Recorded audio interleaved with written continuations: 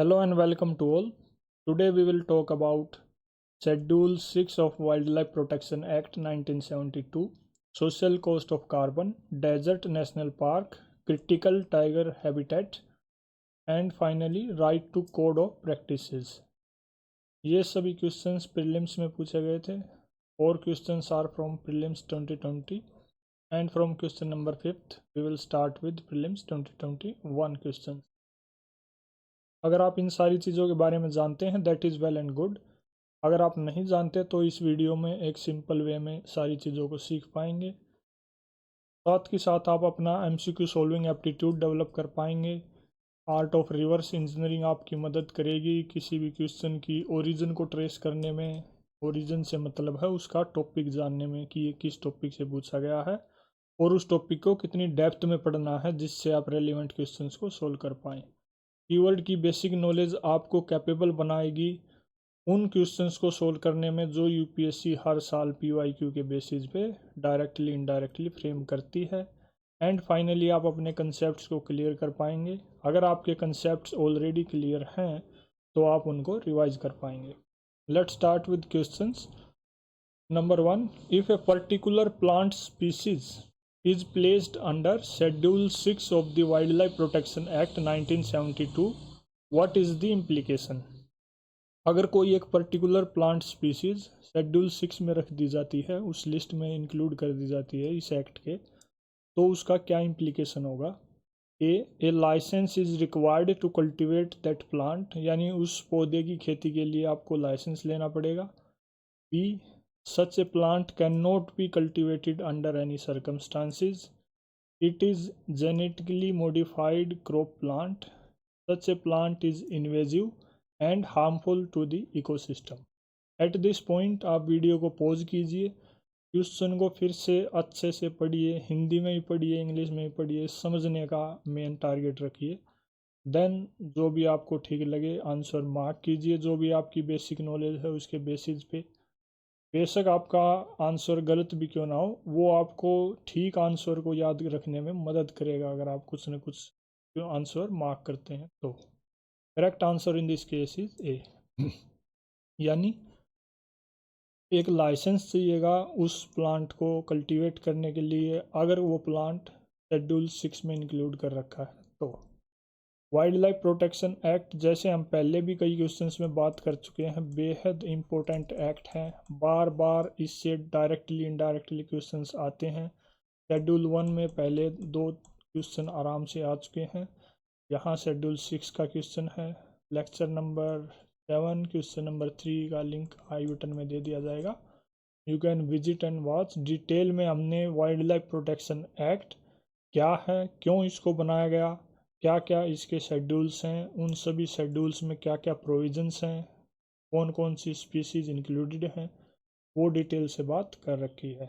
यहाँ हम शेड्यूल 6 को फिर से रिवाइज कर लेते हैं कि कोई प्लांट अगर इसमें रखा गया है, इस लिस्ट में इंक्लूड कर रखा है, तो उसका मतलब ये है कि वो प्लांट स्पीसीज रेगुलेटेड है और उसके कल्टीवेशन के लिए आपको प्रायर परमिशन चाहिएगी। प्रायर परमिशन मतलब लाइसेंस की ज़रूरत पड़ेगी आपको, जो भी कंसर्न अथॉरिटी है उससे आपको परमिशन लेनी पड़ेगी।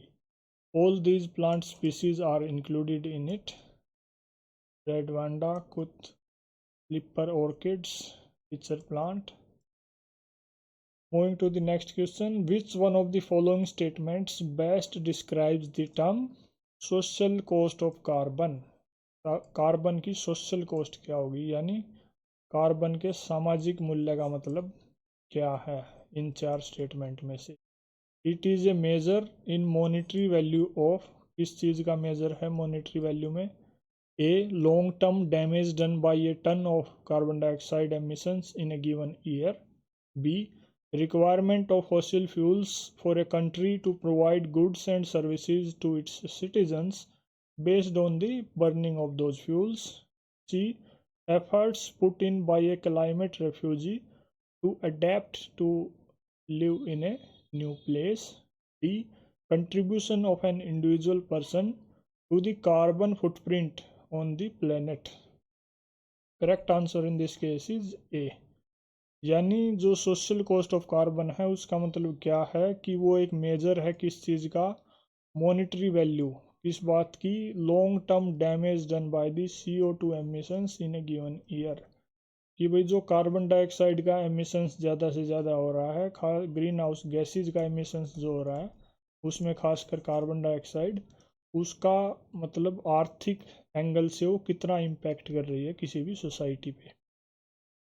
This is a metric as we have discussed कि भाई इकोनॉमिक इम्पैक्ट क्या है CO2 एमिशंस का सोसाइटी के ऊपर, मॉनेटरी वैल्यू को रिप्रेजेंट करता है ये उस चीज़ की कि भाई इतनी कॉस्ट है। जैसे डैमेज या इम्पैक्ट से मतलब क्या है कि एक्सट्रीम वेदर इवेंट, सी लेवल राइज, हेल्थ इश्यूज होना एयर पोल्यूशन वगैरह की वजह से, उससे ओवरऑल इकोनॉमिक बर्डन सोसाइटी पे कितना पड़ रहा है उसका माप लेना, उसको मेज़र करना, that is social cost of carbon. क्या ऑब्जेक्टिव है इसका, इसका ऑब्जेक्टिव ये है ताकि जो पॉलिसी मेकर्स हैं वो अच्छे से पॉलिसी फ्रेम कर पाएँ जो क्लाइमेट चेंज को टैकल करने में सस्टेनेबल हों, फिजिबल हों। देन एक टर्म और यूज़ होती है, एडिशनल है ये, कार्बन प्राइसिंग, इसी कंटेक्स्ट में है लेकिन इससे अलग है सोशल कॉस्ट ऑफ कार्बन से। कार्बन प्राइसिंग का मतलब क्या है, कुछ सेट ऑफ पॉलिसीज जो सरकारें अडॉप्ट करती हैं किस बात के लिए, to put a price on carbon emissions. Carbon emissions पे प्राइस पुट करने का मतलब क्या है कि जो भी कंपनी इंडिविजुअल वगैरह कार्बन CO2 एमिशन कर रहे हैं उन पे कुछ मतलब टैक्स वगैरह लगा देना, कुछ मतलब मॉनेटरी वैल्यू उस पर कुछ लगाना, जिससे वो उस चीज़ की ओर कदम उठाए कि भाई हमें CO2 एमिशन कम करना है, जिससे हमें कम टैक्स पे करना पड़े। इसमें खासकर दो चीज़ें इंक्लूड होती है, एक है कार्बन टैक्स कि जो भी कंपनियां या इंडिविजुअल्स CO2 एमिशंस कर रही हैं उन पे सरकार कार्बन टैक्स लगा देती है, जिससे कंपनियां एनवायरनमेंट फ्रेंडली स्टेप्स लेने के लिए मजबूर हो जाती हैं, टैक्स बचाने के लिए वो इको फ्रेंडली होने की तरफ बढ़ती हैं। Then second is cap and trade, इसको एमिशन ट्रेडिंग भी बोलते हैं कि गवर्नमेंट एक लिमिट सेट कर देती है, कैप सेट कर देती है किस चीज़ की, कि कोई भी सोर्स, कोई भी कंपनी या इंडिविजुअल इतना ही एमिशन रिलीज कर सकता है, अगर उससे ज़्यादा नहीं कर सकता देन उस लिमिट के अंदर ही उस कंपनी को, उस सोर्स को एमिशंस करना पड़ेगा। अगर वो उससे भी कम कर लेता है तो जो बची हुई लिमिट है वो उसको ट्रेड कर सकता है किसी दूसरी कंपनी के साथ, उसको बेच सकता है। इससे उसको भी मॉनेटरी इंसेंटिव है और दूसरी कंपनी को भी मदद मिलेगी अपने एमिशंस कम करने में। With reference to India's desert national park, which of the following statements are correct. India का जो डेजर्ट नेशनल पार्क है, हिंदी में क्या बोलते हैं इसको, मरु राष्ट्रीय उद्यान, इसके संदर्भ में आपको तीन स्टेटमेंट दे रखी हैं, ये बताना है कौन सी ठीक कौन सी गलत। It is spread over 2 districts, there is no human habitation inside the park, it is one of the natural habitats of the great Indian bustard, जो ग्रेट इंडियन बस्टर्ड है उसका एक नेचुरल हैबिटेट है। Select the correct answer using the code given below, 1 and 2 only, 2 and 3 only, 1 and 3 only, 1, 2 and 3. Correct answer in this case is C, यानी जो ये park है ये 2 डिस्ट्रिक्ट में फैला हुआ है। कौन कौन सी डिस्ट्रिक्ट हैं, जैसलमेर और बामेर, आगे देखेंगे डिटेल से। देन यहाँ पे कुछ ह्यूमन हैबिटेशन भी है इस पार्क में, ऐसा नहीं है कि भाई कोई भी ह्यूमन हैबिटेशन नहीं। Then there is another fact that is great Indian bustard जो है उसका यहाँ नेचुरल हैबिटेट है। डेजर्ट नेशनल पार्क एक प्रोटेक्टेड एरिया है, कहाँ पे, जैसलमेर और बाड़मेर डिस्ट्रिक्ट्स में जो राजस्थान के अंदर हैं। You can see on the map, it is located here in the Rajasthan state of India. Thar desert में लोकेटेड है, इसका एरिया अराउंड 3162 किलोमीटर स्क्वायर है। लैंडफॉर्म के तौर पे आप यहाँ ज़्यादा से ज़्यादा सैंड ड्यून्स देखने को मिलेंगे, क्रैगी रॉक्स और compact salt rock bottoms, salt lake bottoms sorry. Fauna के तौर पे यहाँ आपको माइग्रेटरी और रेजिडेंट बर्ड्स जैसे ग्रेट इंडियन बस्टर्ड, शॉर्ट टोर्ड eagle, tawny eagle, spotted eagle, laggar falcon, kestrel sand grouse. इस पार्क की एक और ख़ास बात ही क्या है कि यहाँ एनिमल और प्लांट स्पीसीज के बेहद पुराने फॉसिल्स अवेलेबल हैं देखने के लिए। डायनासोर्स के फॉसिल्स भी यहाँ मिले हैं, काफ़ी कई साल, सैकड़ों साल पुराने। देन मैमल्स की अगर बात करें तो chinkara antelope, desert fox, wolf, desert cat भी यहाँ हैं। Next is great Indian bustard, जो एक और टर्म ऑप्शंस में दे रखी है। ये क्या है? ये एक बर्ड स्पीसीज है जो खासकर इंडिया और पाक यानी पाकिस्तान में पाई जाती है। इंडियन सब कॉन्टिनेंट में ओवरऑल पाई जाती है, लेकिन ये खासकर इंडिया पाकिस्तान में पाई जाती है।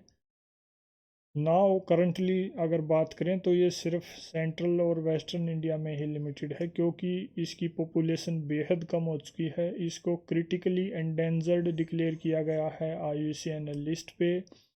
वाइल्ड लाइफ प्रोटेक्शन एक्ट के अंडर में भी इसको प्रोटेक्ट कर रखा है। क्या थ्रेट्स हैं इसके लिए? हंटिंग और हैबिटेट लॉस इसको थ्रेट्स हैं। इसकी पॉपुलेशन अराउंड 150 ही बची हुई है 2018 के डाटा के अकॉर्डिंग।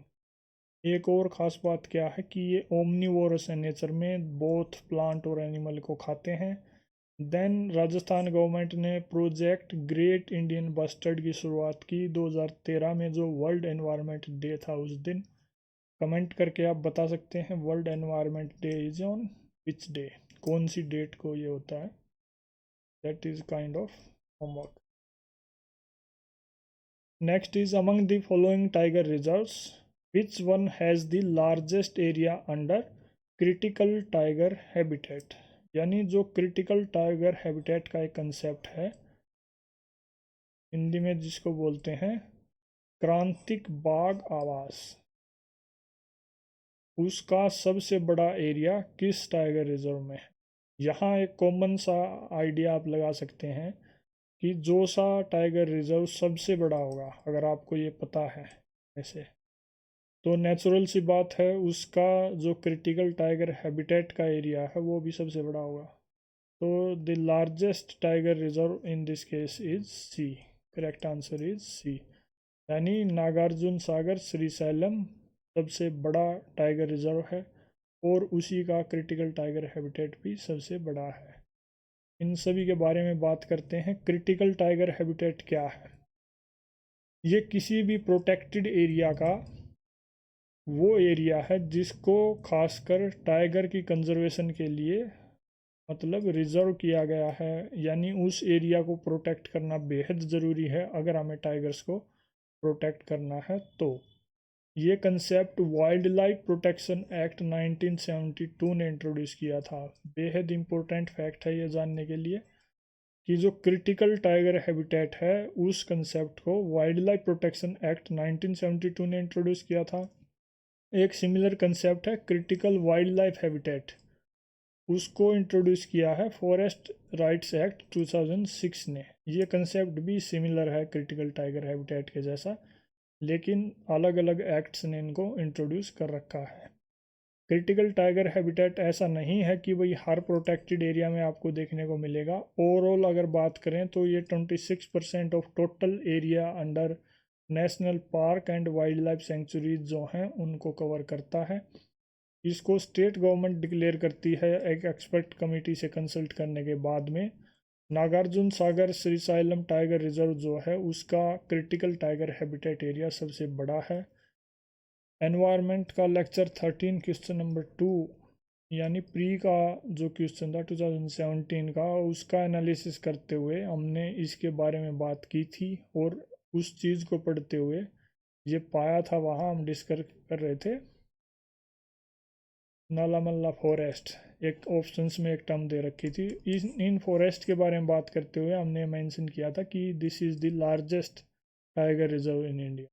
तो this is how PYQ's analysis benefits you. Nagarjun Sagar Srisailam tiger reserve को भी देख लेते हैं। ये लार्जेस्ट टाइगर रिजर्व है इंडिया का। ये 5 डिस्ट्रिक्ट्स को कवर करता है, किसकी? आंध्र प्रदेश स्टेट की। टोटल एरिया इसका 3728 किलोमीटर स्क्वायर है। कोर एरिया की बात करें तो 1200 किलोमीटर स्क्वायर है। यहाँ एनुअल रेनफॉल भी बेहद ज़्यादा देखने को मिलता है। 1000 मिलीमीटर के आसपास। Then it is located inside Nallamala forest. Main river यहाँ कृष्णा रिवर है। हिल्स की अगर बात करें तो Amrabad, Srisailam, Pedacheru, Shivapuram, then Nikanti, all these hills are present here. Flora की अगर बात करें तो tropical dry mixed deciduous forest, Deccan thorn, scrub forest. Fauna की अगर बात करें तो Bengal tiger, Indian leopard, chinkara, sloth bear सभी यहाँ पाए जाते हैं। कॉर्बेट नेशनल पार्क एक और टर्म दे रखी है ऑप्शंस में। We have already talked about it in lecture number 2, question number 4। Link will be given in i button, you can visit and watch. Then there are two more national parks, that is Ranthambore National Park. ये Sawai Madhopur district में है। कहाँ? राजस्थान की एक district है वहाँ। Area इसका 1334 kilometre square है। You can see in the map, it is located here. This is whole Rajasthan. इसको originally Sawai Madhopur game sanctuary के तौर पे इस्टेब्लिश किया गया था 1955 में। प्रोजेक्ट टाइगर के अंडर में इसको लाया गया 1973 में। यहाँ दो मेन रिवर्स हैं, दैट इज़ बानस रिवर जो इसके नॉर्थ में है और चंबल रिवर जो इसके साउथ में है। रणथंबोर फोर्ट जो इस पार्क के अंदर ही है, उसी के बेसिस पे इसका नाम रखा गया है। ओना की अगर बात करें तो यहाँ टाइगर, बंगाल टाइगर की काफ़ी पॉपुलेशन है। बर्ड स्पीसीज के तौर पे यहाँ crested serpent eagle, painted francolin, Indian paradise flycatcher आपको देखने को मिले। देन फ्लोरा की अगर बात करें तो खाथियार गिर ड्राई डेसिडुअस फॉरेस्ट यहाँ है। सुंदरबंस नेशनल पार्क भी एक इम्पोर्टेंट प्रोटेक्टेड एरिया है। कहाँ? वेस्ट बंगाल में। इसकी एक सबसे बेहतरीन चीज़ क्या है कि ये वाइल्ड लाइफ सेंचुरी डिक्लेयर की गई 1977 में। नेशनल पार्क इसको बनाया गया 1984 में। यूनेस्को वर्ल्ड हेरिटेज साइट भी है ये 1987 से। Then man and biosphere programme के अंडर भी ये आता है 1989 से। रामसर साइट भी इसको बनाया गया 2019 में। काफ़ी इंपॉर्टेंट लोकेशन है। It is located here, this is West Bengal. होना के तौर पे यहाँ आपको काफ़ी एंडेंजर्ड स्पीसीज जैसे royal Bengal tiger, salt water crocodile, river terrapin, olive ridley turtle, Ganges river dolphin, hawksbill turtle, mangrove horseshoe crab, then Irrawaddy dolphin, Ganga river dolphin, ये सभी आपको देखने को मिलेंगी। फ्लोरा के तौर पे यहाँ main mangrove forest and sundari trees you will get to see. Next is right to code of practices constitute a tool available for promoting the adoption of, यानी right to code of practices ये किस चीज़ को, मतलब किस चीज़ से related tool है? राइट टू व्यवहार संहिता, sorry not right, R2, that is R2 व्यवहार संहिता, R2 code of practices. It is environmentally responsible practices in electronics recycling industry, ecological management of wetlands of international importance under Ramsar Convention, sustainable practices in the cultivation of agricultural crops in degraded lands, environmental impact assessment in the exploitation of natural resources. Correct answer in this case is A. Yani these practices are related to environmentally responsible practices in electronic recycling industry, यानी जो electronics की recycling करती हैं industries, उनके लिए ये कुछ set of guidelines हैं। क्या हैं ये? These are a set of guidelines और प्रैक्टिसेस। साथ ही साथ ये एक सर्टिफिकेशन प्रोग्राम भी है, किसके लिए? इलेक्ट्रॉनिक्स रिसाइकलिंग इंडस्ट्री के लिए। क्यों? ताकि ये इंश्योर किया जा सके कि उनकी जो वर्किंग है, ऑपरेशंस हैं, वो एनवायरमेंटली रिस्पॉन्सिबल, सोशली बेनिफिशियल और सिक्योर हैं। इसको किसने डेवलप किया? सेरी ने, that is sustainable electronics recycling international. Then एक और टर्म जो ऑप्शंस में है रामसर कन्वेंशन, ऑलरेडी उसके बारे में बात हो चुकी है लेक्चर नंबर 4 में, link will be given in i button. One more term in the options is environment impact assessment, बेहद इंपॉर्टेंट टर्म है, इसके बारे में क्वेश्चन आगे देखने को मिलेगा ज़रूर। It refers to a process, इस चीज़ की प्रोसेस की जो भी कोई प्रोजेक्ट प्रपोज कर रखा कि भाई ये प्रोजेक्ट बनने जा रहा है, उसका एनवायरमेंटल कंसिक्वेंसेस क्या होंगे, यानी वो प्रोजेक्ट एनवायरमेंट पे क्या इम्पैक्ट डाल सकता है, उस चीज़ का एवेल्युएशन करना, उस चीज़ का असेसमेंट करना प्रोजेक्ट को चालू करने से पहले, उसको, उस प्रोसेस को, उस प्रक्रिया को बोलते हैं एनवायरमेंट इम्पैक्ट असेसमेंट। क्या ऑब्जेक्टिव है ऐसा इसका ऑब्जेक्टिव ये है कि जो भी पॉलिसी मेकर्स हैं वो किसी भी प्रोग्राम की, किसी भी प्रोजेक्ट की एनवायरमेंटल इम्पैक्ट्स के समझ पाएँ कि भाई ये प्रोजेक्ट ये एनवायरनमेंट को कैसे प्रभावित करेगा, और उन प्रभावों को यानी उन नुकसानों को या फिर जो भी वो चेंजेस लाएगा उनको कैसे कम किया जा सकता है, क्या स्टेप्स लिए जा सकते हैं जिससे वो इको फ्रेंडली ज़्यादा से ज़्यादा बन पाए। Then in this process there are some key steps की सबसे पहले स्क्रीनिंग करनी होती है उस प्रोजेक्ट की स्क्रीनिंग का मतलब ये है कि ये डिटरमाइन करना कि भाई ये प्रोजेक्ट को एनवायरनमेंट इम्पैक्ट असेसमेंट की ज़रूरत है या नहीं। अगर ज़रूरत है तो देन देयर इज़ स्कोपिंग, कि ये आइडेंटिफाई करना कि कौन कौन से एनवायरमेंटल इश्यूज एड्रेस किए जाएंगे अगर एनवायरनमेंट इम्पैक्ट असेसमेंट करना पड़ा तो। Then there is baseline studies, baseline studies का मतलब ये है कि जिस भी एरिया में वो प्रोजेक्ट इम्प्लीमेंट होना है उस एरिया की एग्जिस्टिंग कंडीशंस, मौजूदा हालात क्या हैं एनवायरनमेंट के, उनकी जांच पड़ताल करना, असेसमेंट करना। After that there is impact prediction, इस चीज़ का असेसमेंट करना कि ये प्रोजेक्ट क्या क्या इफेक्ट एनवायरनमेंट पे डाल सकता है, एक उस चीज़ का प्रिडिक्शन करना। Then exploring mitigation and alternatives, कि जो भी वो इफेक्ट्स एनवायरनमेंट पे डाल रहा है उनको मिटिगेट करने के लिए क्या क्या अल्टरनेटिव अवेलेबल हैं, साथ के साथ पब्लिक से कंसल्ट करना इसके रिगार्डिंग। देन डिसीजन मेकिंग लेना कि भाई जो भी प्रोजेक्ट है उसको अप्रूवल देना है ऐसे के ऐसे, या उसमें कुछ बदलाव करके अप्रूवल देना है, या फिर उसको रिजेक्ट करना है, इस चीज़ के बारे में डिसीजन लेना। अगर प्रोजेक्ट को अप्रूवल दिया जाता है then there is 8 step that is monitoring and follow up, ये इंश्योर करना कि भाई जो जो गाइडलाइंस दी गई थी ये प्रोजेक्ट उनके अकॉर्डिंग काम कर रहा है या नहीं। इसमें एनवायरनमेंट इम्पैक्ट असेसमेंट में दो टाइप के प्रोजेक्ट हैं। कैटेगरी ए प्रोजेक्ट जो यूजुअली नेशनल लेवल पे जिनकी मॉनिटरिंग असेसमेंट वगैरह अप्रेजल वगैरह किया जाता है, इनके लिए आपको मैंडेटरी है कि भाई एनवायरनमेंट क्लियरेंस लेना ही लेना पड़ेगा।